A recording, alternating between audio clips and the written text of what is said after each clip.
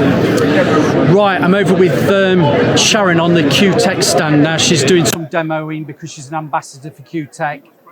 And I thought, while it's quiet, we'll have a little bit of a talk, a bit like being on the couch at Phil Beckwith's house, like I'm going to do with Ian Crampsey. And also, I've done a little bit earlier, if you've seen this video, with Dane over from America. So swivel the camera around and let's have a quick talk to Sharon, and let's just see what we've got on the stand, and let's find out about her as well. Yeah, hi guys. So thanks very much, Phil, for joining us. My decorator crush. Thanks. Oh, geez. Get a hot flush. You've gone red. That's not difficult. Right, I'll help you then. All right, so tell us about yourself, to promote yourself, and then tell us what you're doing on the stand today, and explain what the benefits are of spraying to people as well. So all in 5 minutes. Yeah. So anybody who knows me, you know that I'm very, very passionate about spraying. That's my biggest passion. I've been decorating for around about 25 years, and I started back in the day before Instagram, Facebook, so things were really tough. And I think the beauty about coming to the Paint and Decorating Show or any of the shows is that you get to see how that has really transitioned. So obviously 25 years later, you've got so many products, so many paints, and obviously the beauty of sprayers now that I've worked into my business. So around about 5 years ago, I learned to spray, and with a member of Q-Tech, just standing slightly to my left, I won't embarrass him, Liam. Hello, Liam. We do correspond on the internet. Yeah. If you don't know Liam, please do, because he's the god of spraying alongside a couple of other names, which I won't mention. So I trained to be a sprayer around about 5 years ago, because I thought to myself, you know, I've come to a point in my decorating that I'm just thinking it's a bit lackluster. I kind of thought I'm out of love with it, which does tend to happen with me a fair amount. It kind of goes in cycles, to be honest with you. So what happens is I kind of think, right, well, how much more can I be challenged? So I kind of fall out of love with it a little bit. So what happened was I just stood there, it was kind of just before COVID, and I kind of thought, what should I do? What else don't I know? How can I up my game? I wanted to level up. I wanted to level up everything. I wanted to level up my game. I wanted to level up my earnings and just know a few more skills. And I had always wanted to learn to spray.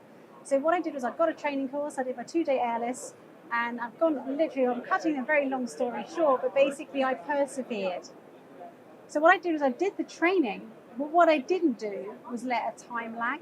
So I really got on and used it. So there were a lot of teething problems that I had to really go through. So this is the thing, is what I would say to people is that you fall into two patterns. You either go and do the training and you don't do anything else. You just, that's it, I tried it.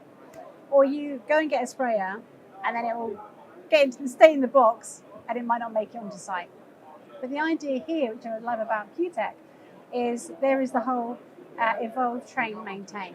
So you're growing with them, and you're being maintained by them, and then it's going to be a process which goes through the whole of the life of you as a sprayer. So it becomes like a relationship. So that's what's really attracted me. And also, obviously, I know them. I've known them for a long time. But here, so what I do is I do spray on every job. A couple of people might say to me, when's your next spray job? Well, for me, they're all spray jobs. So every job I do, I spray everything. The only thing I don't spray is the first coat on the walls sometimes, but mostly I'll spray the first coat on the walls, and I will do a second coat by brush and roller. So everything else gets sprayed. Ceilings, woodwork, everything. So here, what I'm doing today is I'm demonstrating, so people can come along. We did a lot of demonstrating yesterday. It was absolutely amazing. Here, we've got the IQ3. I think this is kind of like the daddy, really, of this range, because it's the airless, and it is an all-rounder, so you can do everything with this. I would take this on site. I will be doing my ceilings from mist to finish. I will be using 2 products through that. But I would be doing from mist to finish. I could do mist coat with it. I can do to a finish of the ceiling, then I might change over, and then I might do primer on the woodwork, then I might do the first coat of the walls, then I come back and do my woodwork to a finish. So it's going to do everything. It's a lovely, quiet machine. It's just a really good all-rounder. So these are the ones we will introduce to on the training courses as well. So if you do the introduction to the spraying, or if you do the 2-day airless course, which is the one I really recommend, because you get right from the finish right to the end. So you'll learn how to mask up, which is obviously a big part of the process. But I will just say to you, please don't let it put you off, because it's not the be all and end all. People often don't start spraying because they say, oh, all that masking. But what you're going to get in masking time, you're going to save, because you're then going to spray out so quickly, and you'll be finishing the job so quickly because you can just keep spraying. Once it's wrapped up once, but then you can keep spraying. I'm So you gonna only jump do it in on you once. on that one Yeah. because people do go on about taping up. It's a big thing, isn't it? I'm gonna say spraying puts the fun back into painting. But this is why I do it, because my body was broken. My Not mental for me, it's health. not. My mental health. This is the thing about it for me. I love you too. Is the mental health thing. Like, I'm a big sort of ambassador for good mental health, good health of the body. And the thing is that I got to a point where I was so low, I was so depressed. I had to decorate because I had to put food on the table for me and my son. What could I do to keep going? And I learned to spray, and it was like, oh, my Christmases had come at once. As soon as I lifted the gun, I was like, oh my God, I love it so much. Yes, it can be hard sometimes. You are going to get problems. I've had burst hoses, blocked tips, all sorts of things. But you get that as a brush and roller painter anyway. You kick paint down the stairs or trip over roller trays. You get those teething problems, but it just becomes way more fun. I know that if I've had a bad day and I've spent a lot of it masking up, I know that as soon as I put the paint in and I finish masking up and I pick up the gum, I made them laugh recently. I did a talk publicly, and I said, as soon as I get the gun in my hand, I'm like Bond, Sharon Bond. I'm such a villain. Anyway, so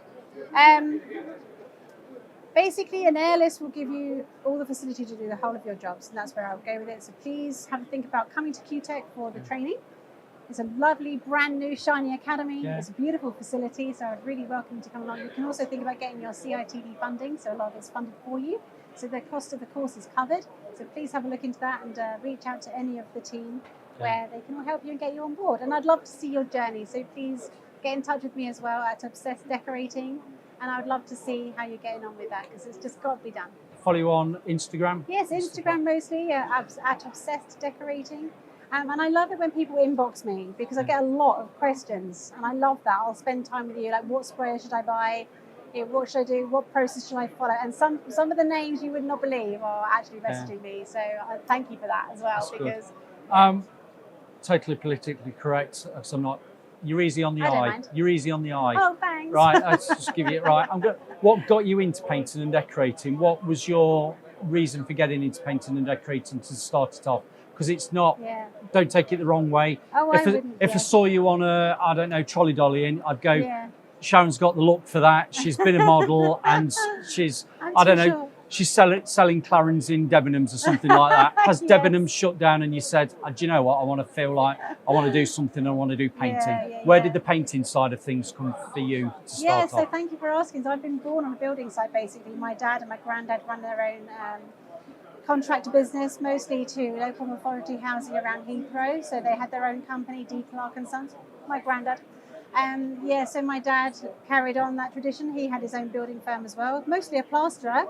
But I was that girl who wouldn't stay at home with my mum and my sister. Yeah. I went on site with my dad. So Yeah. I was playing with like wheelbarrows full of plaster, and he would give me a trowel and a bit of plaster, like, on a hawk to play with, or just play with plaster dust mostly, or painting basically. So, but truth is I was in property for a long time. I wanted to be an estate agent, so I did that for quite a long time.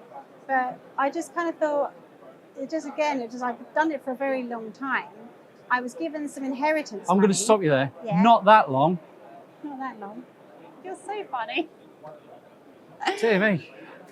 All right, very, very. I don't need a filter with short you. time. I do not need a filter with Sharon. I can take it. So I was in a estate agency, and then I thought I was given some inheritance money, and I just thought, you know what, I'm sick of estate agency. Let's go out and do something.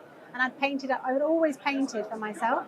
My dad taught me to cut in, things like that. So I'd kind of, I can do this for myself. So I wanted to start painting murals actually. So I started painting murals. I had no idea what I was doing, but I just knew art was my favourite subject at school. So I printed some leaflets, and I just got really lucky. So I went to the most expensive road in my area, and I letter dropped the whole lot. And a woman came running after me saying, "We want our playroom done." So I did a huge mural for them, like graffitied stuff, and it was actually at the Manhattan skyline, and the towers had just come down literally in that year. So I said to them, they gave me a picture to copy. I said, "Do you want them in or do you want them out?" And they said, "Can we leave them in?" So it's a little bit like an ode to them. So I started there, but more and more, I wasn't getting work for murals. I was getting work for, can you come and paint my hall stairs and landing? Can you come and paint my kitchen? So all of a sudden, I realised I was a painter and decorator, and it was going really well. And I was a single mum, so I had to keep going. So that's the actual truth of it. And actually, a lot of the time, I felt resentful of it. I was like, I don't want to be a painter and decorator. But more and more, the more my knowledge grew, the more I realised I was very passionate about it. Fell into it and snowballed with it more than anything else. That's a really good way of putting it. And actually, it sounds less negative, because sometimes I go, I don't want to be a painter. What happens? Well, I'll ask you, when you, we're talking with the day in the life of Phil and Sharon. Yes, what did you do when you left school then? What was your plan leaving school? I mean, I said to some students yesterday, when I was 15, I was looking at going to do interior design at Nottingham University / Nottingham Trent University. Went to have a look at their foundation courses, because you couldn't get on that till you're 18 unless you got really A-levels. This is the thing, isn't Being it? not academic, If you're not qualified, if you haven't got your... you can't. Being And not I didn't. academic, I couldn't go on that course unless I got a foundation course. Yes. So my father said, come and work for the family business, his business. So I started with my City and Guilds, which probably you've not gone that route, but I got it this route. I've done my City and Guilds advanced craft starting at 16. But what I got when I'd started to get a wage packet at the end of the week, there was no way I was going to go into being a student at the age of 18, and that's why my career's probably gone sticking with the painting and decorating from 1990, and that's why I'm here today now, trying to get my pension out of YouTube. Amazing. I love that. Thank you so much for sharing. But you're actually, I would say that kind of, well, I wasn't going to work with my dad, because that wasn't an option at the time. No. He was kind of retiring, and he was doing a bit of landscape gardening. But it really came to the crux of it when I'd had my son, and there was no way I was going back to a estate agency at that point, because there was a severe difference of opinion. They were really you could get away with bullying in those days. So I didn't want to go back, so I thought, shit, what am I going to do? And I wasn't with my son's dad, and so I just thought, I'm going to start painting and decorating, because I loved it. So I literally started off like doing little cloakrooms and murals and things like that. Yeah, it wasn't really until I would say during COVID, I was asked to head up a team of people who are doing homes for Haringey, which was amazing. So really, I did fall into it. When I left school, to answer your question, thank you, I did not have a plan. You know, I literally had no direction, but my parents were like, get a job, like go and get a job. So, and I wanted a Capri, and I wanted, I wanted the car. So I was like, well, okay. So I did evening cleaning, and I just worked in admin roles. But so it went like that for quite a few years until I realised I just wanted to do something for myself. I think there's a gap for careers advising, and there's a lot of a push. And we're going political with any government. It doesn't matter what government we've got. They're all pushing everybody for the academia side of things, of doing A-levels, going to university. It's not for everybody, and they need to do that push back on the hands-on tool trades, because there are kids out there that are missing out on an opportunity that they think they're not academic, they're not good at school, they're not going to do very well out in the open field of working in offices. But do you know what? They'll earn a good living from doing a trade. 100%. But they've got to be told where to access that and learn it properly. There's a lot of good painters and decorators out there that haven't done a college route, but I'll do my hand, the learning curve's having to be like that. It's really steep. Whereas if you've got the foundations of working for somebody as an apprentice, going through college or going through training courses, it does help you, and it makes life easier. It makes life easier. 100%. Actually, we had at my school, which was like an authority school at that time, because I got myself thrown out of 2 public schools. Well, I wanted to do art all day. They said, you've got to do this, and this, and I was like, I don't want to do art. Anyway, but I did have a careers advisor, but it was very limited in those days. I was still at school when I wanted to do photography, and they said, that's a boys' subject. So I had to really try hard. Unless you're the model.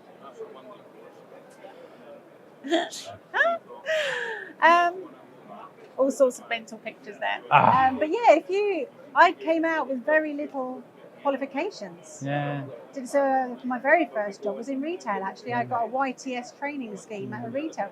But I mean, it kind of went on there, and I grew in confidence, and I became an estate agent because I love property. But even then, when I was a little girl, I used to say to my dad driving around in his truck, I used to look at broken down houses and go, I could make that better.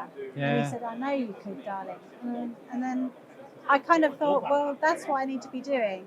And it's like any job, really. I think you get a love-hate relationship with any job because there's always barriers that you've got. I heard this expression the other week, which is glass ceilings, that you have to smash through. So you're always elevating yourself. So, I had a glass ceiling when I had to try and work for myself.